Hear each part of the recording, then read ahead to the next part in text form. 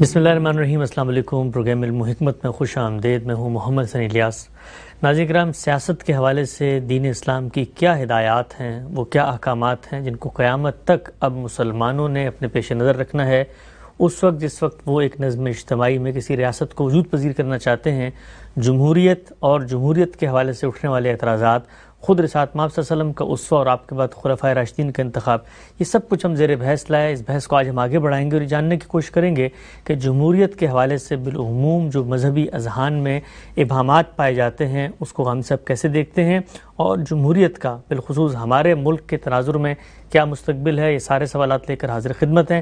حضرت صاحب ایک ہمارے ساتھ تشریف فرما ہے جناب جاوید احمد غامدی صاحب۔ السلام علیکم غامدی صاحب۔ وعلیکم السلام۔ غامدی صاحب، ایک مذہبی ذہن کو جب یہ بتایا جاتا ہے کہ دین اسلام نے نظم اجتماعی اور سیاست کے حوالے سے جو ایک اصول بیان کیا ہے، بلکہ سررشتہ ہے سیاست کی تشکیل کا، وہ یہ کہ امرہم شورا بینہم، مسلمانوں کا نظم اجتماعی ان کے باہمی مشورے پہ مشتمل ہوگا، تو ایک بنیادی اعتراض جو سامنے آتا ہے وہ یہ کہ جمہوریت تو مترادف ہے سیکولرزم کی، یعنی معاشرہ اس وقت تک جمہوری نہیں ہو سکتا جب تک ریاست کی سطح پر سیکولرزم کو بطور نظریہ، بطور آدرش کے نہ اپنا لیا جائے، جبکہ دوسری جانب مذہبی نصوص، مذہبی ہدایات یہ واضح طور پہ کہتی ہیں کہ جس شخص نے اللہ کے حکم کے مطابق فیصلہ نہیں کیا تو وہ تو اللہ کی نظر میں کافر ہے۔ جمہوری سماج، جمہوری روایت، جمہوری معاشرے میں لوگ اپنے نظریات کے تحت معاملات کرتے ہیں اور وہی نافذ العمل ہوتے ہیں۔ سوال میرا آپ سے یہ ہے کہ کیا جمہوریت اور سیکولرزم مترادف ہیں، لازم و ملزوم ہیں؟ کیا کوئی سوسائٹی جمہوریت اور سیکولرزم کو الگ کر کے بھی نظم اجتماعی قائم کر سکتی جہاں لوگوں کی رائے سے معاملات چلیں؟ جمہوریت بطور ایک نظام کے، جیسے کہ وہ مغرب میں سامنے آیا ہے اور اپنے تمام تر فلسفے کے ساتھ اس کے کچھ بھی تقاضے ہوں، ہمارے لیے تو جمہوریت کی اساس اللہ تعالیٰ کا حکم ہے، اور وہ یہ کہ جیسے ہم پیچھے بھی بیان کر چکے کہ مسلمانوں کا نظم اجتماعی ان کی رائے پر مبنی ہونا چاہیے۔ اتنی بات ہے جس کو ہم لے کر چل رہے ہیں۔ اس بنیادی اصول کو سامنے رکھ کر کیا ادارے بننے ہیں، ان کے مابین اختیارات کا توازن کیا ہونا ہے، ان کو کن دائروں میں کام کرنا ہے اور کن میں انہیں داخل نہیں ہونا چاہیے، یہ وہ سب چیزیں ہیں کہ جن میں دنیا بھر میں جو جمہوری نظام ہے بہت کچھ اختلافات پائے جاتے ہیں۔ اچھا، امریکہ کا نظام اور طریقے سے کام کرتا ہے، فرانس کا نظام اور طریقے سے کام کرتا ہے، اسی طریقے سے اگر آپ دیکھیں تو برطانیہ کا نظام، بلکہ بہت سی یورپی ریاستوں کا نظام بالکل مختلف طریقے سے کام کرتا ہے۔ وہاں آپ دیکھتے ہیں کہ اصلاً ایک مسیحی ریاست ہے، یعنی ملکہ برطانیہ کی ایک خاص مذہبی حیثیت ہے جس کو وہاں مانا جاتا ہے۔ اسی طریقے سے ملیشیا میں ہم 10 سال رہے، وہاں پر آپ جانتے ہیں کہ بادشاہ نہ صرف یہ کہ ان کی قومیت کے روایات کی نمائندگی کرتا ہے بلکہ مذہب کی بھی نمائندگی کرتا ہے۔ ٹھیک، تو اس طرح کی بہت سی مثالیں موجود ہیں۔ ایسا نہیں ہے کہ جمہوریت اور سیکولرزم لازم و ملزوم ہے۔ میں تو کئی مرتبہ عرض کر چکا ہوں کہ ہمیں کسی ازم کی ضرورت نہیں ہے۔ جیسے ہی آپ کسی ازم کا نام لیتے ہیں تو آپ لازمی طور پر انتہا پسندی اختیار کر لیتے ہیں۔ ہمارا مسئلہ یہ ہے کہ جب اللہ تعالیٰ نے اس زمین کے اوپر اپنے پیغمبر کی وساطت سے اپنی حکومت قائم کی، جس کو حکومت الہیہ کہا جاتا ہے، یہ حکومت رسالت مآب صلی اللہ علیہ وسلم کے ذریعے سے بھی قائم ہوئی اور بنی اسرائیل میں پیغمبروں کے ذریعے سے قائم ہوئی۔ دونوں مرتبہ کیا طریقہ اختیار کیا گیا، کس طریقے کو پسند کیا، اور اللہ تعالیٰ نے اس کے لیے اصولی ہدایت کیا دی، وہ یہی ہے کہ امرہم شورا بینہم۔ اب رہی یہ بات کہ اس امرہم شورا بینہم کے تحت ہم نے کیا نظام بنانا ہے، تو اس میں مسلمان اسی طرح آزاد ہیں جس طرح دنیا کی باقی قومیں آزاد ہیں۔ ایک اصول کو، ایک قاعدے کو، ایک آدرش کو، ایک نصب العین کو سامنے رکھ کے آپ کون سا نظم بنائیں گے، اس میں ظاہر ہے کہ اختلافات بھی ہو سکتے ہیں، اور بہت سی چیزیں جو اس وقت دنیا میں رائج ہیں ان کو ہم چھوڑ بھی سکتے ہیں، اختیار بھی کر سکتے ہیں، لیکن ان میں سے ایک ایک چیز کا جائزہ لے کے بتانا پڑے گا کہ اس میں سے کون سی چیز دین کے خلاف ہے۔ مثال کے طور پر، کیا انتخابات دین کے خلاف ہے؟ کیا یہ بات کہ ایک ارباب حل و عقد کا ایوان بننا چاہیے اور اس کو باقاعدہ منتخب ایوان کے طور پر کام کرنا چاہیے، اس میں کوئی چیز دین کے خلاف ہے؟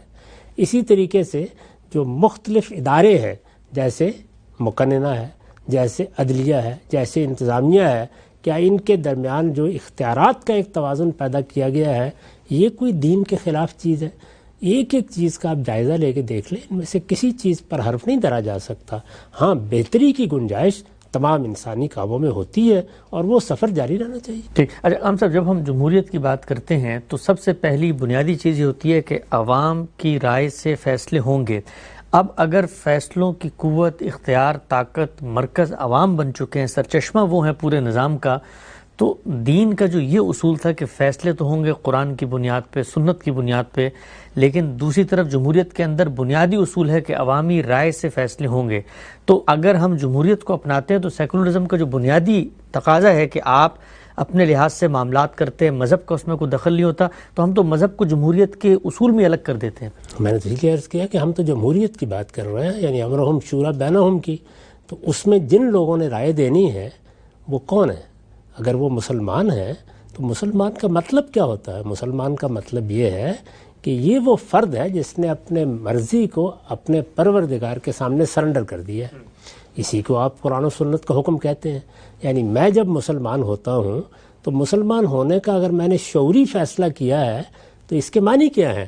اس کے معنی یہ ہے کہ میں نے یہ فیصلہ کیا ہے کہ اب مجھ پر میرے پروردگار کی حکومت قائم ہے. ٹھیک. اگر وہ مجھے حکم دے گا تو میں اس کے سامنے سر تسلیم خم کروں گا. تو اگر کسی جگہ مسلمانوں کی اکثریت ہوگی تو اسی صورت میں موجودہ زمانے میں حکومت کے منصب پر پہنچیں گے. تو سارے کے سارے مسلمان اگر اللہ تعالیٰ کی اطاعت کا قلادہ گردن سے اتار چکے ہیں تو پھر وہ آپ ان کی گردن میں ڈالیں گے کیسے؟ مسلمانوں ہی کے اندر اللہ کے دین کو پہلے آنا ہے. پہلے مسلمانوں کے عوامی مزاج میں، مسلمانوں کے عوامی فیصلوں میں، مسلمانوں کے عوامی اداروں میں ہر جگہ اس چیز کا غلبہ ہوگا کہ وہ مسلمان ہیں تو ان کو اپنے پروردگار کے بتائے ہوئے طریقے پر چلنا ہے. تو اصل میں یہاں ساری ترتیب الٹ دی گئی ہے. ترتیب یہ بنا دی گئی ہے کہ اللہ تعالیٰ کا حکم ریاست سے آئے گا. اللہ تعالیٰ کا حکم بندے تک آ چکا ہے، مجھ تک پہنچ چکا ہے. میں مسلمان ہوں تو میں اللہ کے احکام کا پیرو ہوں، تو میں اللہ کے احکام کے خلاف اکثریت سے فیصلے کرنا شروع کر دوں گا. یہ تو آخری درجے کی بدزنی ہے مسلمانوں کے بارے میں. اور میں تھوڑی دیر کے لیے مان لیتا ہوں کہ سب مسلمان ایسے ہی ہو چکے ہیں، تو پھر مسلمانوں کو درست کرنا چاہیے. اوپر سے کوئی چیز لانے سے مسلمان درست نہیں ہو جائیں گے. ٹھیک. اچھا پھر خان صاحب یہ بتائیے گا کہ اگر کہیں مسلمانوں کی حکومت قائم ہوئی، جس طرح کہ ہم دیکھتے ہیں پاکستان کے اندر، وہاں پر مسلمانوں نے مل کے دین کی ہدایت کو سامنے رکھ کے، جمہوری روایت کو سامنے رکھ کے ایک سوشل کانٹریکٹ کیا، ایک وعدہ کیا، ایک دستور میں چیز شامل کی کہ ہم اپنے ملک میں قرآن و سنت کے خلاف کوئی قانون بننے نہیں دیں گے، اس پر عمل درآمد نہیں ہونے دیں گے، اس پر ہم ووٹ نہیں دیں گے. قرارداد مقاصد سے تعبیر کیا جاتا ہے. تو پھر اس پر کیا سوال باقی رہتا ہے؟ یعنی وہ تو پھر زیادہ بہتر صورت ہے، مسلمان اب اسی جذبہ عبودیت کا اظہار کر رہے ہیں اپنی دستوری روایت، اپنے جمہوری نظام اور معاشرے. وہ اس کا اظہار کرنا چاہتے ہیں کریں، لیکن اس کی کوئی خاص ضرورت نہیں ہوتی. یعنی جب آپ مسلمان ہیں اور آپ پارلیمنٹ میں بیٹھے ہوئے ہیں تو وہی اصول ہوگا جو ایک مسلمان اپنی انفرادی زندگی میں اختیار کرتا ہے. میں ایک فرد کی حیثیت سے اپنے دین پر عمل کرنا چاہتا ہوں تو میں کیا کرتا ہوں؟ اگر میں عالم ہوں، دین کو براہ راست سمجھتا ہوں، تو میں اللہ کے دین کی طرف رجوع کروں گا اور میں یہ دیکھوں گا کہ قرآن میں کیا ہے، میں یہ دیکھوں گا حدیث میں کیا ہے، میں یہ دیکھوں گا رسالت میں آپ صلی اللہ علیہ وسلم نے کیا سنت قائم کی تھی. یہ سب چیزیں دیکھوں گا نا اپنی انفرادی زندگی میں. روز مجھے مسائل پیش آتے ہیں تو میں دیکھتا ہوں ایک فرد کی حیثیت سے. عالم نہیں ہوں تو میں کیا کروں گا؟ جو جلیل القدر اہل علم ہے، وہ ماضی کے ہوں یا حال کے، ان سے استفادہ کروں گا، ان سے بات پوچھوں گا، ان کی بات سنوں گا، اس کے بعد کسی ایک کو اختیار کر لوں گا. تو پارلیمنٹ بھی یہی کرے گی، عوام بھی یہی کریں گے. اگر وہ ایسا نہیں کریں گے تو اسی طرح کی غلطی کریں گے جیسی فرد کرتا ہے. فرد جب غلطی کرتا ہے تو اس کی بھی اصلاح کی جاتی ہے. اس لیے میرے نزدیک جو بحث عام طور پر کی جاتی ہے کہ ہماری پارلیمنٹ میں کتنے لوگ ہیں کہ دین کے علماء ہیں اور اجتہاد کے درجے تک پہنچتے ہیں، اس کی کوئی ضرورت نہیں ہے. انہوں نے عمل کرنا ہے. عمل کرنے کے لیے پارلیمنٹ کے لوگ بھی اسی طرح اہل علم کی طرف دیکھیں گے اگر وہ فی الواقع سلیم الطبع ہیں، جس طرح کے عام آدمی دیکھتا ہے. اگر عام لوگوں کے اندر یہ تربیت موجود ہے کہ ان کو اگر دین کے بارے میں کوئی رائے قائم کرنی ہے تو وہ اپنے طور پر ٹامک ٹوئیاں نہ مارنا شروع کر دیں، بلکہ اچھے اہل علم کی طرف رجوع کریں. یہ بالکل اسی طرح کی تربیت ہے جیسے ہم ہر فرد کی کرتے ہیں.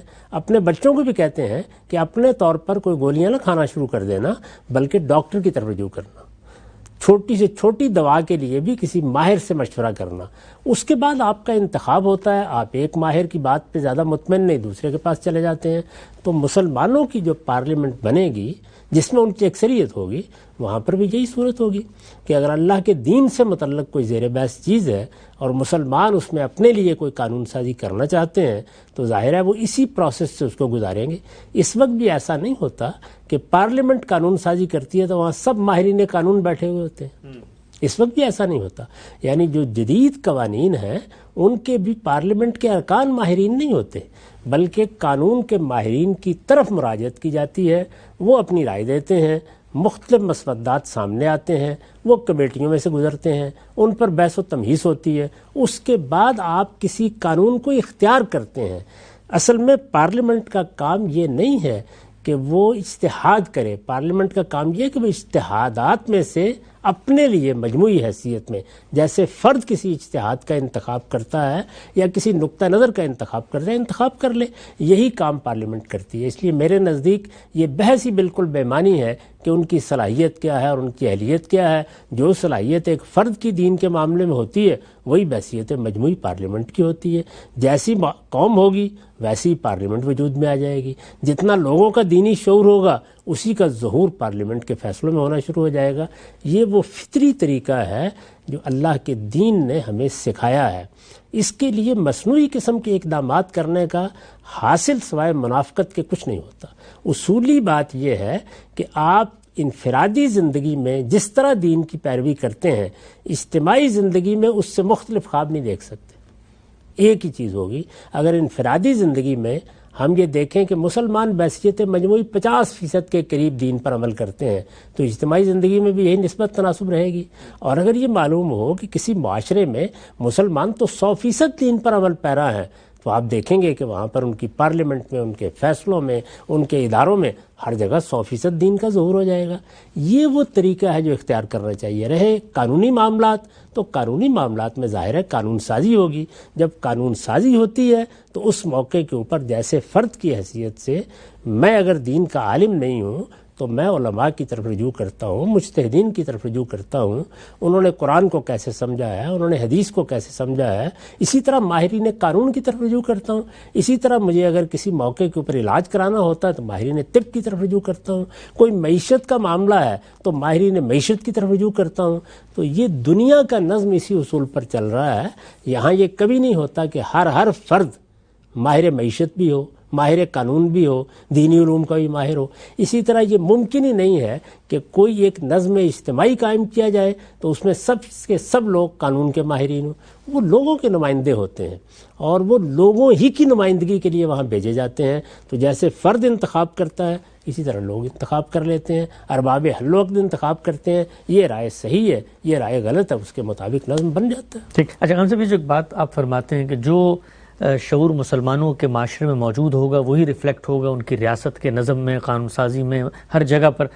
ہمارے ہاں جو چیز دیکھنے میں آتی ہے، ایک عام آدمی کا مشاہدہ یہ ہوتا ہے کہ ہماری قوم میں دینی شعور بھی ہے، ایک حساسیت بھی ہے، جذبہ حمیت بھی ہے، سرشاری سب کچھ دین کے بارے میں ہوتا ہے، لیکن ان کی امیدیں، ان کی توقعات، ان کی آرزویں وہ ریفلیکٹ نہیں ہو رہی تھی. پارٹی سسٹم ہے، ایک بل آتا ہے، اس پر پارٹی کے لیڈر نے فیصلہ کر لیا، سارے کے سارے ارکان اس میں ووٹ دے دیتے ہیں.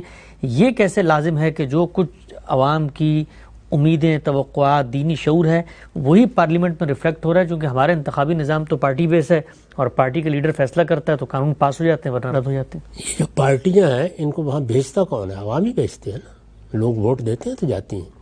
آپ ووٹ دینے کے نظام میں کوئی خرابی دیکھتے ہیں؟ مثلا یہ تنقید کی جاتی ہے کہ حقیقی اکثریت نہیں ہوتی، تو آپ دنیا کا مشاہدہ کر لیں، اس میں بہت سے ملکوں میں حقیقی اکثریت کو حاصل کرنے کے لیے 2 مرتبہ انتخابات کرائے جاتے ہیں. آپ کے علم میں ہے کہ افغانستان میں جو دستور بنایا گیا تھا اس میں اگر 51% ووٹ نہ لے سکیں تو دوبارہ انتخاب ہوتا تھا. تو آپ اس طرح کی بہتری کرنا چاہتے ہیں تو کر لیں. اس کا جمہوریت سے کیا تعلق ہے؟ جمہوریت میں طریقے اصل نہیں ہے، یہ بنیادی اصول اصل ہے کہ لوگوں نے فیصلہ کرنا ہے اور اکثریت کی رائے فیصلہ کن ثابت ہونی ہے. تو یہ جیسے ہی آپ یہ طریقہ اختیار کریں گے اس میں ظاہر ہے جس پارٹی کو آپ اوپر لائیں گے وہ آپ کا انتخاب ہوگا، جس لیڈر کو آپ اوپر لائیں گے وہ آپ کا انتخاب ہوگا. تو عامت الناس اتنے غلط فیصلے اگر کرنے والے ہو گئے ہیں کہ وہ کسی ایسے آدمی کو لا ہی نہیں رہے کہ کہ جو دین کو بھی جانتا ہو، جو دنیا کو بھی سمجھتا ہو، جس کی قیادت، سیادت، جس کی تدبیر، سیاست پہ اعتماد کیا جا سکے، تو پھر لوگوں کی اصلاح کے لیے تعلیمی ادارے بنائیے، دعوت دیجیے، ان کے پاس جائیے. اس کے بعد سیاست پہ بحث کرنے کی کوئی ضرورت نہیں ہے، کیونکہ سیاست آسمان سے نازل نہیں ہوتی، وہ لوگوں کے اندر سے پیدا ہوتی. آگے بڑھاتے ہیں ہم صاحب اس سلسلے کو. یہ بیان فرمائیے گا، پارلیمنٹ کے اندر کوئی قوانین پاس ہوتے ہیں، اکثریت کے ذریعے وہ نافذ العمل ہو جاتے ہیں، لیکن ایک مسلمان کو یہ لگتا ہے کہ یہ جو قانون ہے وہ دین، شریعت اور اللہ کی جو ہدایات ہیں اس کے خلاف ہے. ہم دیکھتے ہیں مغرب کے اندر ہم جنس پرستی کو ایک قانونی دھارا میں لایا گیا، اس کی شادی کو بھی انہوں نے قبول کیا. تو مسلمان معاشروں میں اگر اکثریت اس طرح کے فیصلے کر لیں، لیکن میرا دین تو مجھ سے تقاضا کرتا ہے کہ میں نے سچائی کی، صداقت کی، حق کی بات کرنی ہے، پھر اس صورت میں جمہوری نظام آگے کیسے بڑھے گا؟ اگر میں دینی لحاظ سے اس کو غلط سمجھتا ہوں تو پھر تو میں اس پہ عمل نہیں کروں گا. جمہوریت کا ایک لازمی تقاضا یہ ہے کہ چونکہ لوگوں کی حکومت ہوتی ہے تو لوگوں کو پورا حق ہے کہ کوئی غلط فیصلہ ہو گیا تو اس پہ تنقید کریں، وہ بتائیں کہ اس میں کیا غلطی ہے. اس میں تو تنقید کی آزادی ایک لازمی ستون کی حیثیت رکھتی ہے. اسی وجہ سے میڈیا کو یا ذرائع ابلاغ کو چوتھا ستون کہا جاتا ہے. یعنی لوگوں کو پوری آزادی ہے، کوئی کسی کا منہ نہیں بند کر سکتا. وہ تنقید کریں گے، لوگوں تک اپنی بات پہنچائیں گے. اگر کوئی غلط فیصلہ ہوا ہے تو اس کے مفاسد سے لوگوں کو آگاہ کریں گے. اگلے انتخابات میں فیصلہ مختلف ہو جائے گا. جمہوریت اس چیز کا لابھ نہیں ہے کہ ایک فیصلہ ہو گیا ہے تو وہ کوئی آسمانی مہر ہے جو لگ گئی ہے. اگر اس میں غلطی ہوئی ہے درست ہو جائے گا. اور میں آپ سے عرض کروں کہ ایسا کیوں نہیں ہوتا کہ یہ جن فیصلوں کی آپ مثال دیتے ہیں وہ مسلمان ملکوں میں بھی ہو رہے ہیں. مسلمان ملکوں میں سے بہت سی جگہیں ہیں جہاں انتخابات ہوتے ہیں، پارلیمنٹ قائم ہے. ہمارے ملک میں بھی چلیے نصف مدت ہی کہہ لیجئے پارلیمنٹ نے گزاری ہے. ملیشیا میں آپ دیکھ لیجئے پارلیمنٹ موجود ہے، انڈونیشیا میں موجود ہے، ترکی میں موجود ہے. تو کیا وجہ ہے کہ یہاں یہ فیصلے نہیں ہوئے؟ اس لیے کہ یہ مسلمان ہیں. تو مسلمان اپنے دین، اپنے ایمان، اپنے اخلاقی اصولوں اور اپنی روایات کے مطابق ہی فیصلے کریں گے. کسی معاشرے کے اندر آپ سوسائٹی سے اوپر اٹھ کے کوئی چیز اس پر لاگو نہیں کر سکتے. تو بالکل اسی طریقے سے جیسے کوئی اچھی چیز آپ کے پیش نظر ہے، کوئی دین کا حکم آپ کے پیش نظر ہے اور لوگ ابھی پورے طریقے سے اس کو قبول کرنے کے لیے تیار نہیں ہیں، تو آپ ٹھوس نہیں سکتے ان کے اوپر. اسی طریقے سے جو فیصلے آپ بتا رہے ہیں یہ بھی مسلمان معاشرے میں، جب تک مسلمان معاشرہ بگڑ کے اس جگہ نہ پہنچ جائے کہ جہاں اس کی بہت بڑی اکثریت ان چیزوں کے جواز کی قائل ہو جائے، یہ کیسے ممکن ہے کہ یہ فیصلے ہو جائے؟ تو آپ دیکھ لیں اس وقت بھی مسلمان ملکوں میں بعض ملک ہیں جہاں پارلیمنٹ کام کر رہی ہے، قانون سازی بھی ہو رہی ہے، فیصلے بھی ہو رہے ہیں. تو ذرا بتائیے مجھے کہاں اس طرح کوئی فیصلہ ہوا ہے؟ یہ بالکل خواب ہے جو ہم دیکھتے رہتے ہیں. یہ بھی یہ خواب ہے کہ آسمان سے ایک دن خلافت راشدہ نازل ہو جائے گی. اور یہ بھی ایک خواب ہے کہ جیسے ہی ہم نے جمہوریت کو اختیار کیا تو وہ فیصلے ہونے شروع ہو جائیں گے جو مغربی قومیں کرتی ہیں. مغربی قوموں کے ہاں فکر کا، خیال کا، چیزوں کو دیکھنے کا، اس کے زاویہ نظر کا بہت بڑا تغیر واقع ہوا ہے. وہ بھی اپنا ایک زاویہ نظر رکھتے ہیں، ہم بھی اپنا ایک زاویہ نظر رکھتے ہیں. سوال یہ ہے کہ جمہوریت میں یہ کہاں ہم پر لازم کیا گیا ہے کہ ہم فیصلے بھی وہی کرنا شروع کر دیں جو مثال کے طور پر فلاں اور فلاں ملک میں ہوتے ہیں. ان فیصلوں کے اوپر ہم نقد کریں گے اگر وہ کہیں خدا نخواستہ زیر بحث آئیں گے. اور یہ دیکھیں گے آپ کہ مسلمان معاشرے میں اس طرح کے فیصلے نہ صرف یہ کہ نہیں ہوں گے بلکہ اگر کوئی کرنے کی صحیح کرے گا تو اسے منہ کی کھانی پڑے گی، جو ممکن ہی نہیں. ٹھیک. اچھا ہم سے بتائیے گا کہ جب مغربی جمہوریت کے ماڈل کو، ظاہری بات ہے انتخابات کیسے ہوں گے اس کو انہوں نے ڈیولپ کیا ہے، یہاں پر اس کی آبیاری ہوئی، آگے بڑھا یہ سلسلہ، یہی ایک ماڈل بنا اور مسلم اکثریتی ممالک میں بھی اسی کو لیا گیا. تو ہم مغرب میں تو دیکھتے ہیں کہ یہاں پر کلیسا کی ایک باقاعدہ طور پہ ریاست اور حکومت سے جان چھڑوا کر جمہوری سلسلے میں لوگ آگے بڑھے ہیں، اور اس کی وجہ سے مذہب بھی اب ان کے نزدیک وہ اہمیت نہیں رکھتا جو ہمارے ہاں مذہب کی حساسیت ہے. سوال میرا آپ سے یہ ہے کہ جب ہم کہیں سے کوئی ماڈل لیتے ہیں تو وہ ماڈل تو ایک پورا کلچر، اس کے اندر اس کے نارمز، وہ سب چیزیں آ رہی ہوتی ہیں.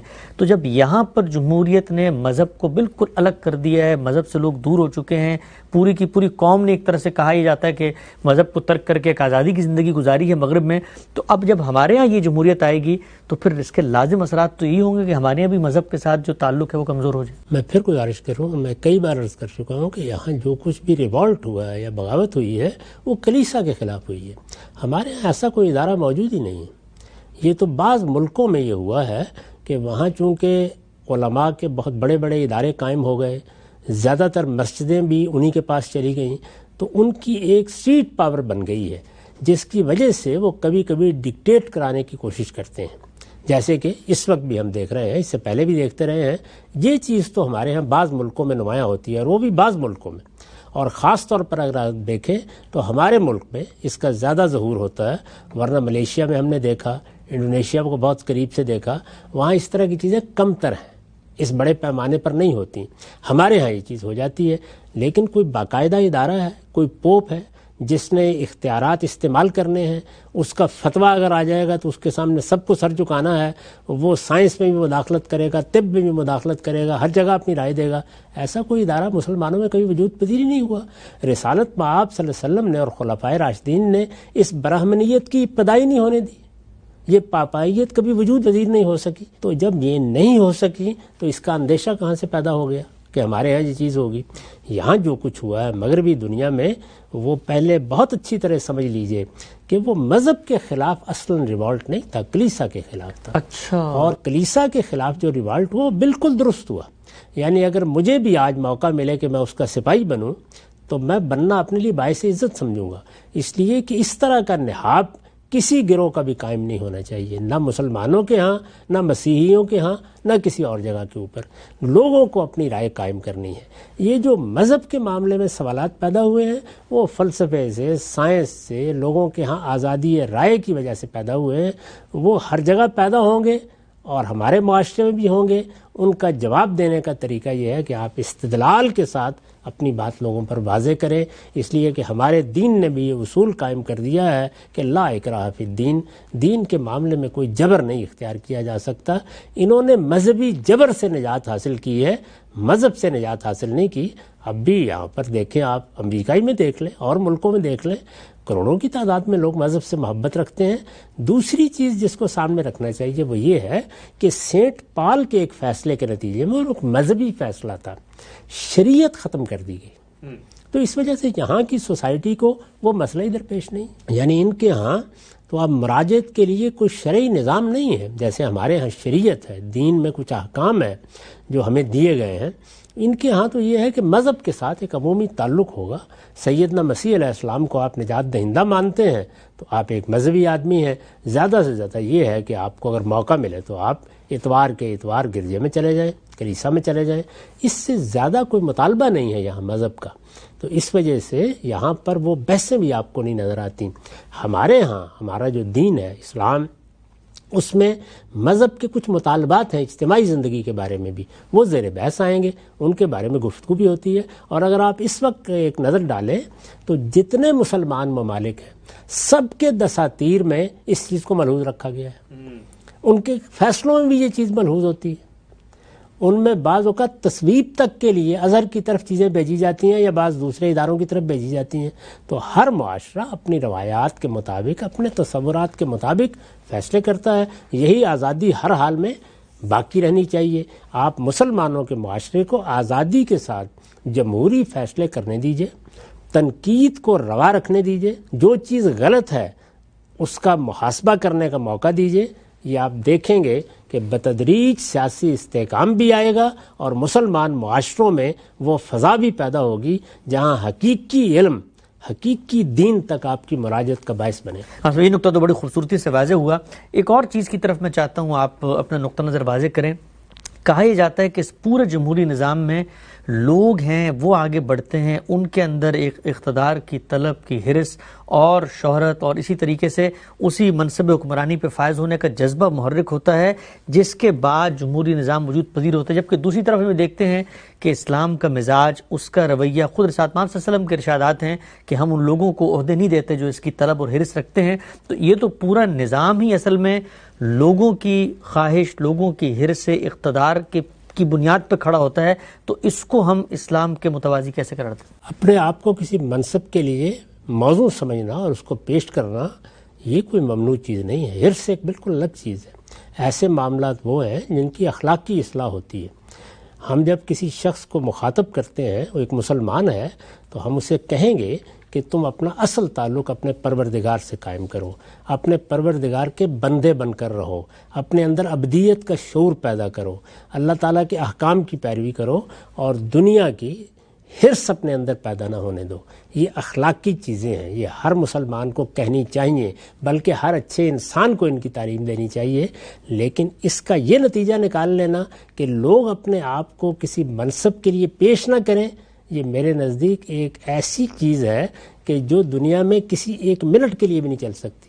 آپ یہ دیکھیں کہ یہ سیاست میں تو آپ ممنوع قرار دے لیں گے, بیوروکریسی بنانے کے لیے لوگ اپنے آپ کو پیش نہیں کریں گے, فوج میں جانے کے لیے لوگ اپنے آپ کو پیش نہیں کریں گے. آپ جو دوسرے ادارے بنائیں گے, وہ طبی کے ادارے ہوں, تعلیمی ادارے ہوں, وہاں پر کیا آسمان سے کوئی آ کے آپ کو بتائے عالم بننے کے لیے بھی پیش کریں گے, عالم بننے کے لیے پیش کریں گے. تو یہ تمام چیزیں وہ ہیں کہ جن میں اپنے آپ کو کسی خدمت کے لیے پیش کرنا یہ کوئی ممنوع بات نہیں ہے. سیدنا یوسف نے, آپ کو معلوم ہے, اللہ کے پیغمبر تھے, جب یہ دیکھا کہ ان کو ایک اعتماد حاصل ہے تو انہوں نے خود اپنے آپ کو پیش کیا اور یہ کہا کہ یہ ذمہ داری اگر مجھے دے دی جائے تو میں اس کے لحاظ سے جو آفت آنے والی ہے اس کے لیے بہت کچھ منصوبہ بندی کر سکتا ہوں. تو بالکل اسی جذبے سے لوگوں کو اپنے آپ کو پیش کرنا چاہیے. ان کے اندر حرص نہ ہو, طمع نہ ہو, وہ کرپشن کی طرف نہ بڑھے. یہ اخلاقی چیزیں ہیں.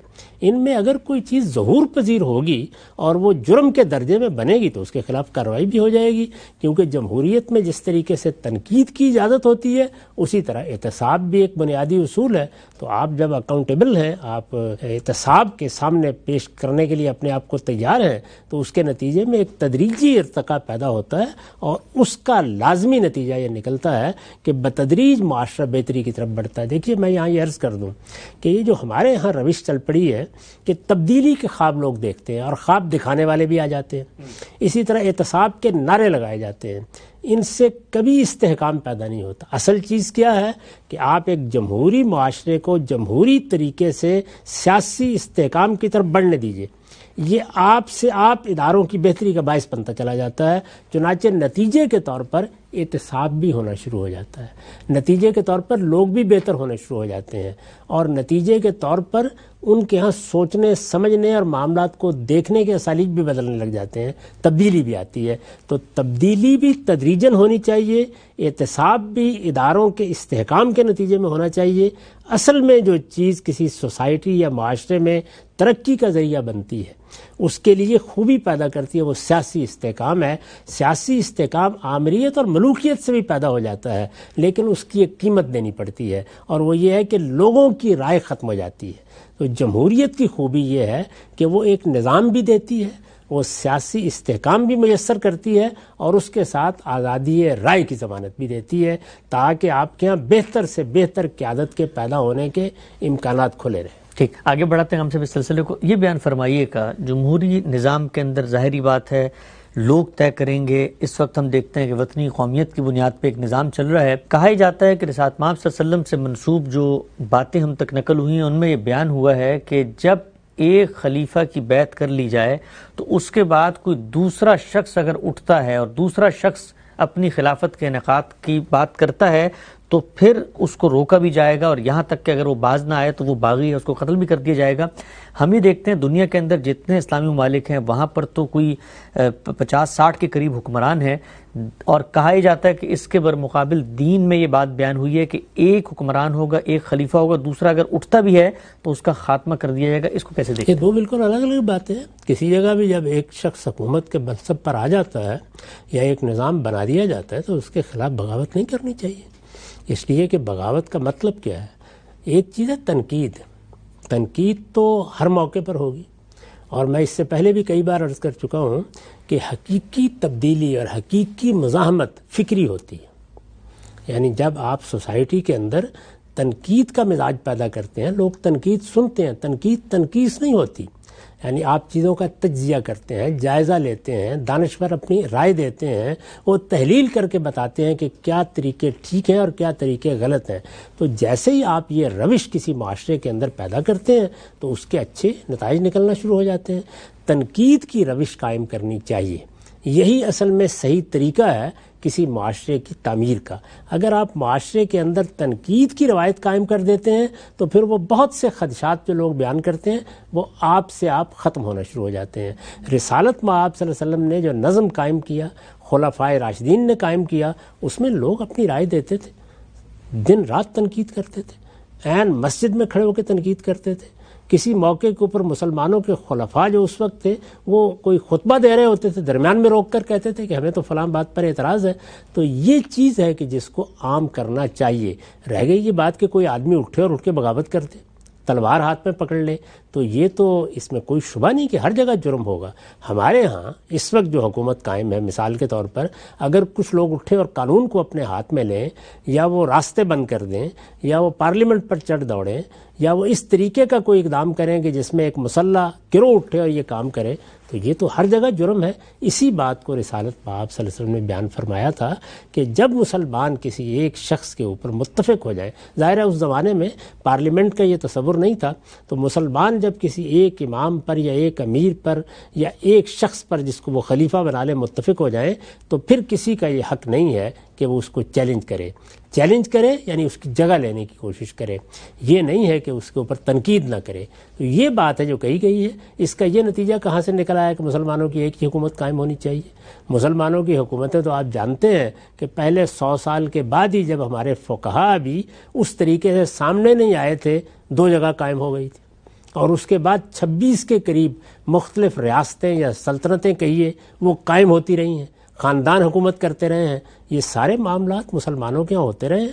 کسی نے کبھی نہیں کہا کہ یہ سب کے سب کوئی ناجائز کام کر رہے ہیں. یہ بہت اچھی بات ہے کہ دنیا بھر میں مسلمانوں کی ایک ہی حکومت ہو، بہت اچھی بات ہے. لیکن یہ کہ یہ ایک اور بات ہے جو رسول اللہ نے فرمائی، جہاں حکومت کا نظم قائم ہوگا، وہ مصر میں قائم ہے، انڈونیشیا میں قائم ہے، ملیشیا میں قائم ہے، جہاں قائم ہے وہاں جب اس پر لوگوں کا اتفاق ہو جائے کہ اب ہم نے انتخابات کے نتیجے میں یا کسی اور طریقے سے فلاں شخص کا تقرر کر دیا، اس کے خلاف اٹھنا، اس کے خلاف بغاوت کرنا، اس کا تختہ الٹنے کی کوشش کرنا، یہ جرم ہے، اور یہ دنیا میں ہر جمہوری ملک میں بھی جرم ہے. مطلب یہ نقطہ آپ نے بہت خوبصورتی سے واضح کیا، جس سے بالعموم استدلال کیا جاتا ہے کہ جیسے رسالت پاک صلی اللہ علیہ وسلم کی اس ہدایت کا مقصد اور نتیجہ یہ ہے کہ مسلمانوں کا ایک ہی حکمران ہونا چاہیے، دوسرا حکمران نہیں ہو سکتا. آگے بڑھاتے سلسلے کو ہی بیان فرمائیے گا. کہا یہ جاتا ہے کہ دینی لحاظ سے مسلمانوں کی بحیثیت قوم صرف ایک شناخت ہو سکتی ہے اور وہ اسلام ہے. قرآن مجید نے بھی انہی لوگوں کو ایک قوم تصور کر کے مان کر مخاطب کیا جو اسلام پر کھڑے ہیں. پھر یہ وطنی قومیتوں کی بنیاد پر جو ملک بنے ہیں اور پھر جمہوریت کے طریقے پر ان میں فیصلے ہوتے ہیں، یہ چیز بھی خلاف دین ہے، خلاف اسلام ہے. اس پہ کیا کہتے ہیں؟ اس وقت جس دنیا میں ہم رہ رہے ہیں اس میں یہ ایک واقعہ ہو چکا ہوا ہے. یعنی آپ اگر کسی ایسے علاقے میں تھے کہ جہاں صرف مسلمان ہی رہتے، جیسے سعودی عرب کے بارے میں یا جزیرہ نما عرب کہیے، جزیرہ نما عرب کے بارے میں اللہ تعالیٰ کا حکم یہ ہے کہ اس میں کوئی شخص جو اس مذہب کو نہیں مانتا آباد نہیں ہو سکتا. تو اگر تو آپ وہیں تک محدود رہیں تو پھر تو کوئی مسئلہ نہیں. یعنی وہاں پر ایک وطن بھی ہوگا، اس میں آپ کی حکومت بھی ہوگی، اور آپ سب کے سب مسلمان بھی ہوں گے. اس بات کا اہتمام کرنے کے لیے اللہ نے وہاں حکم دے رکھا ہوا ہے. اگرچہ اس کی بھی بعض اوقات خلاف ورزی ہو جاتی ہے، لیکن اصلاً اس کے بارے میں اللہ کا حکم یہی ہے. باقی دنیا میں تو یہ صورتحال رہی نہیں. آپ یہ دیکھیے کہ جتنے علاقے ہیں ان کے اندر آپ کو مصر کو آپ لیں، شام کو لیں، عراق کو لیں، پاکستان کو لیں، انڈونیشیا کو لیں، بنگلہ دیش کو لیں، مختلف مذاہب کے لوگ ہیں، مختلف قومیتوں کے لوگ ہیں، مختلف نسلوں کے لوگ ہیں، وہ رہ رہے ہیں. اس طرح کے لوگ جہاں رہ رہے ہوں گے وہاں کوئی حکومت کس طریقے سے بنے گی؟ وہاں تو وطنی قومیت کی بنیاد پر حکومت بنے گی. یعنی اور کو بتا دیجئے کیا طریقہ اختیار کیا جا سکتا ہے. یہ جس زمانے کی ہم باتیں کرتے ہیں اس وقت کسی ایک مذہب کے لوگ یا کسی ایک نسل کے لوگ وہ فتوحات کرتے تھے اور وہاں حکومتیں فتوحات کی بنیاد پر قائم ہوتی تھی. اس وقت دنیا کے اندر جو حکومتیں قائم ہیں وہ سب کی سب اس اصول پر قائم ہیں کہ یہ ایک علاقہ ہے، اس کے اندر جو لوگ رہتے ہیں، وہ پاکستان ہے، وہ افغانستان ہے، وہ ایران ہے، اس کے اندر جو لوگ رہتے ہیں یہ سب کے سب برابر کے شہری ہیں اور یہ اپنی رائے سے ایک حکومت قائم کریں گے. اسی کو وطنی قومیت کہا جاتا ہے. تو اگر حکومتیں اس بنیاد پر موجود ہیں تو یا تو پہلے ان کو ڈھا دیجئے اور ساری دنیا کے اندر سے دوسرے مذاہب کا خاتمہ کر دیجئے، یا ان کو نکال کے کسی دوسرے علاقے میں جلاوطن کر دیجئے. جب وہ موجود ہیں تو وطنی قومیت کی بنیاد پر وطنی ریاستیں یا نیشن سٹیٹ کے علاوہ اور کوئی چارہ ہی نہیں. یہ ناگزیر چیز ہے. تو اللہ کے پیغمبر نے اس پر کوئی نقد نہیں فرمایا. مسلمانوں کو یہ کہا ہے کہ جہاں ان کے پاس حکومت ہوگی انہیں فلاں اور فلاں حکم کی پیروی کرنی ہے. بس اسلام یہیں تک تقاضا کرتا ہے، اس سے زیادہ وہ آپ کو اس کا پابند نہیں کرتا کہ فلاں طرز کی ریاست لازماً ہونی چاہیے. اس نے اس کو موضوع ہی نہیں بنایا. ایک زمانے میں فتوحات کی بنیاد پر سلطنتیں قائم ہوتی تھیں، اس میں بھی اس کا تقاضا یہی تھا. آج کے زمانے میں وطنی قومیت کی بنیاد پر ریاستیں قائم ہیں، اس میں بھی اس کا تقاضا یہی ہے کہ مسلمان اپنی انفرادی زندگی میں بھی دین کے پابند رہیں اور اجتماعی زندگی میں بھی دین پر عمل کریں. ظاہر ہے کہ اجتماعی زندگی میں وہ اسی صورت میں دین پر عمل کریں گے جب کہ ان کو اکثریت حاصل ہوگی اور وہ کسی علاقے میں حکومت کر رہے ہوں گے. تو یہ صورت جہاں جہاں موجود ہے وہاں مسلمانوں کو اپنے دین پر عمل کرنا چاہیے، اور اپنے دین پر عمل کرنا ہے، اپنی شریعت پر عمل کرنا ہے، اور مسلمانوں نے کرنا ہے، دوسری قوموں سے اس کا کوئی تعلق نہیں. ٹھیک ہے، ہم سب آگے بڑھائیں اس سلسلے کو. یہ بیان فرمائیے گا کہ کہا یہ جاتا ہے کہ اگر آپ ریاست کی شناخت کچھ بھی بنا لیں، یعنی وہ وطنی قومیت کی چیز کی شناخت بنے یا آپ کسی زبان کی بنیاد پہ قوم بن جاتے ہیں، دینی لحاظ سے کہا جاتا ہے کہ مسلمان کی شناخت صرف ایک ہے اور وہ ہے اس کا اسلام، اس کا دینی نظریہ، اس کا نقطہ نظر، اس کا آدرش. لیکن جب ریاست کی سطح پر یہ دوسرے انداز میں ریفلیکٹ ہوتی ہے، وطن کی بنیاد پہ، نسل کی بنیاد پہ، زبان کی بنیاد پہ، قوم کی بنیاد پہ، تو وہ جو مذہب کا پورا ایک مقدمہ ہے کہ مسلمانوں کو مل کر اور ان کی وحدت کا جو سررشتہ ہے وہ دین ہے، تو وہ تو پھر یہاں پر مجروح ہوتا ہے. وہ اخوت ہماری مذہبی اخوت ہے، وہ تو دنیا بھر میں جہاں مسلمان ہیں ان کے درمیان قائم ہے. اسی وجہ سے قرآن نے یہ نہیں کہا کہ انما المسلمون قوم واحد، مسلمان ایک قوم ہے. نہیں، انما المومنون اخوہ، مسلمان بھائی بھائی ہیں. تو بھائی بھائی کی حیثیت سے ایک دوسرے پر ہمارے حقوق ہیں. وہ ایک آدمی امریکہ میں رہتا ہے، ایک آدمی انڈونیشیا میں رہتا ہے، ایک مراکش میں رہتا ہے، سب کے درمیان ایک برادری، ایک اخوت کا رشتہ قائم ہے. قومیں ایک اور چیز ہے اور اخوت کا رشتہ بالکل ایک اور چیز ہے. تو ہمارے دین نے قومیت کا رشتہ قائم نہیں کیا، اخوت کا رشتہ قائم کیا. خاتمے کی طرف بڑھاتے ہیں، ہم سبھی بیان فرمائیے گا. کہا جاتا ہے کہ خلافت علی منہاج النبوہ، جیسا آپ صلی اللہ علیہ وسلم کی تنقیب بھی ہے، خود صحابہ اکرام کا نصب العین بھی تھا، وہاں پر جو ریاست کی نوعیت طے کی گئی ہے، جو نام رکھا گیا ہے، جو ایک شناخت بنتی ہے، وہ تو یہ ہے کہ نبوت کی منہاج پر ایسی خلافت کا قیام جو کہ رسالت صلی اللہ علیہ وسلم نے کیا اور پھر صحابہ اکرام نے آگے بڑھ کے اس کو لے کر وہ چلے. تو آج کے اس دور میں وطنی قومیتوں کی بنیاد پہ جب کوئی نظام بنتا ہے، اس کو خلافہ علی منہاج النبوہ کیسے قرار دیا جا سکتا ہے؟ خلافت علی منہاج النبوہ کی تعبیر اختیار کی گئی کہ رسول اللہ نے جس طریقے سے نظم چلایا، آپ کے بعد گویا یہ بات لوگوں کے سامنے رہی کہ آپ کے جو خلفاء ہیں، جو خلفاء کیا مطلب ہے، یعنی جو آپ کے جانشین ہوں گے، جو ریاست کی سطح پر یا حکمرانی کی سطح پر آپ کی جانشینی کریں گے، وہ آپ کے طریقے کے مطابق حکومت کریں. تو اس کے تو مسلمان ہر جگہ پابند ہیں، یعنی اس کے لیے کوئی نام رکھنے کی ضرورت نہیں ہے. آپ پاکستان میں بھی اس کے پابند ہیں، آپ انڈونیشیا میں بھی اس کے پابند ہیں کہ ہمارے لیے اسوہ حسنہ کی حیثیت سے ہمارے پیغمبر کو حاصل ہو. یہ ایک مسلمان کی حیثیت سے میں انفرادی سطح پر بھی یہی سمجھتا ہوں. اور اگر مسلمان کسی جگہ کوئی اجتماعی نظم قائم کریں گے تو وہاں بھی یہی سمجھیں گے. تو رسالت مآب صلی اللہ علیہ وسلم کا اسوہ حسنہ یہ تو ہم سب کے لیے قابل اتباع ہے، واجب الاتباع ہے. جب ہم مسلمان ہیں تو میں نے عرض کیا کہ مسلمان ہونے کا مطلب ہی یہ ہے کہ ہم نے محمد الرسول اللہ صلی اللہ علیہ وسلم کو اپنا آخری رہنما مان لیا ہے. یہ مسلمان کی حیثیت سے میرا بھی آدرش ہے، آپ کا بھی ہے کہ میں اسی نصب العین کی طرف بڑھوں. تو جب مسلمانوں کے پاس ایک اجتماعی نظم ہوگا تو اس میں بھی ان کو اسوہ حسنہ ہی سامنے رکھنا چاہیے. تو منہاج النبوہ کا مطلب کیا ہے؟ یعنی حضور نے کیسے حکومت کی، کیسے لوگوں کے حقوق ادا کیے، کس طریقے سے اللہ کے حکام کی پیروی کی، کس طریقے سے تمام معاملات میں شریعت کو، دین کو، اعلیٰ اخلاق کو پیش نظر رکھا، کس طرح فقیری میں بادشاہی کی. یہ آپ کا اسوہ حسنہ ہے، یہی ہم سب کے لیے نمونہ ہے، یہی نصب العین ہے، اسی کی طرف بڑھنا چاہیے. ہاں صاحب، آج کے نشست کا آخری سوال یہ بیان فرمائیے گا. آپ کو نظر آتا ہے خود عالم اسلام میں تحریکیں ہیں، مذہبی نقطہ نظر ہیں، خلافت کی بازیافت کی کوشش کرتے ہیں، اور اس کے پیچھے ایک جو خواہش ہے وہ یہ بھی ہے کہ مسلمان اس وقت دنیا میں، دنیا کے اسٹیج پہ جس جگہ پہ کھڑے ہوئے ہیں وہ مقام ان کو دوبارہ ملے جو اس سے پہلے موجود تھا. کیا اس کی کوئی دینی صورت بھی موجود ہے؟ دین ہمیں یہ بتائے کہ ہم پوری دنیا میں مسلمانوں کی اس جمعیت کو متحد کر کے اس کو آگے لے کر ایک قوم، ایک نظریے کی صورت میں خود دنیا کے اندر بھی ایکسل کریں اور دنیا کی بھی رہنمائی کریں. یہ بات یہ ہے کہ دین تو آپ کو یہ بتائے گا کہ آپ نے اپنا تزکیہ کیسے کرنا ہے، اپنے آپ کو پاکیزہ کیسے بنانا ہے. وہ پاکیزگی دنیا میں بھی اپنے اثرات پیدا کرے گی، اور اصلاً وہ اس لیے ہے کہ خدا کی بادشاہی میں ہم منتخب ہو سکیں.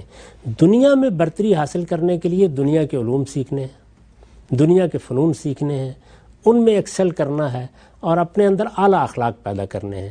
تو دنیا میں اگر کوئی سرفرازی حاصل کرنا چاہتا ہے تو اس کا راستہ ہے علم اور اخلاق میں برتری پیدا کرنا. یہی دنیا کا ہمیشہ سے تجربہ رہا ہے. اس کے بعد ظاہر ہے کہ جب آپ علم اور اخلاق میں برتری حاصل کر لیتے ہیں تو اللہ تعالیٰ آپ کے لیے اپنی مدد نازل کرتے ہیں، اور آہستہ آہستہ وہ مدد آپ کے لیے سرفرازی کا نتیجہ بھی نکال دیتی ہے. لیکن محنت کا میدان یہ خواب دیکھنا نہیں ہے، یا اس خواب کے لیے غلط موقع پر غلط اقدامات کرنا نہیں ہے. اس کا راستہ ہے علم اور اخلاق میں آگے بڑھنے کی صحیح کرنا. ٹھیک ہے صاحب، ایک نقطہ یہ بھی بیان فرما دیجیے گا کہ یہ جو نفسیاتی تسکین ہے، خود یہ کہ ایک مسلمانوں کا نمائندہ ہو دنیا میں، وہ مسلمانوں کی طرف سے ڈیل کرے. آپ نے ذکر بھی کیا تھا کچھ نشستوں میں کہ مولانا وحید الدین خان صاحب ہندوستان کے بڑے جلیل القدر عالم تھے، انہوں نے ایک بڑا پریکٹیکل پریگمیٹک مشورہ بھی دیا. اس مشورے کو آپ کیسے دیکھتے ہیں اور وہ کیا تھا؟ میرے خیال میں واحد قابل عمل صورت یہی تھی. یعنی انہوں نے یہ بتایا تھا کہ یہ حسن اتفاق ہے کہ اس وقت مسلمانوں کے مرکزی ملک، ظاہر ہے مرکزی ملک کی حیثیت جزیرۃ عرب کو حاصل ہے. اگر دین کی بنیاد پر دیکھیں تو ہم سب کے لیے وہی مرکز ہے. وہاں بیت اللہ ہے، وہاں رسالت مآب صلی اللہ علیہ وسلم کی مسجد ہے، آپ کا مرکز ہے. تو وہی جگہ مرکز ہو سکتی ہے. وہاں پر ایک بادشاہت قائم ہے. اگر اس بادشاہت کو آپ آئینی بادشاہت کی حیثیت سے سب ملکوں میں تسلیم کر لیں، جس طریقے سے برطانیہ کی ملکہ کو کینیڈا میں، جس طرح سے آسٹریلیا میں تسلیم کیا جاتا ہے، تو آپ کا یہ خواب بڑی آسانی سے پورا ہو جائے گا. تو یہ ایک واحد قابل عمل تجویز تھی جو انہوں نے پیش کی. جو لوگ یہ خواہش رکھتے ہیں وہ اس کو آگے بڑھائیں. اس کے علاوہ اگر کوئی خواب دیکھا جا رہا ہے کہ ایک دن تمام ممالک میں کوئی ایک حکومت قائم ہو جائے گی، تو یہ خواب آپ دیکھتے رہیے. ابھی دور دور تک اس کے شرمندہ تعبیر ہونے کے کوئی آثار نہیں. ہمارا وقت یہاں پہ مکمل ہوتا ہے. بہت ہی اہم گفتگو آج جمہوریت کے حوالے سے، جو دینی ابہامات، وہ نقطہ نظر جو جمہوریت کے ابطال میں پیش کیے جاتے ہیں. اسی طریقے سے خلافت کیا ہے، اس کا قیام کیسے ہوگا، خلافہ علی منہاج النبوہ کی تعبیر جو استعمال کی جاتی ہے، یہ ساری چیزیں ہم زیر بحث لے کر آئے. اسی موضوع کو آگے بڑھائیں گے. کچھ اور ابہامات بھی ہیں، زیر بحث لائیں گے. وقت یہاں پہ ختم ہوتا ہے. اجازت دیجیے. اللہ حافظ.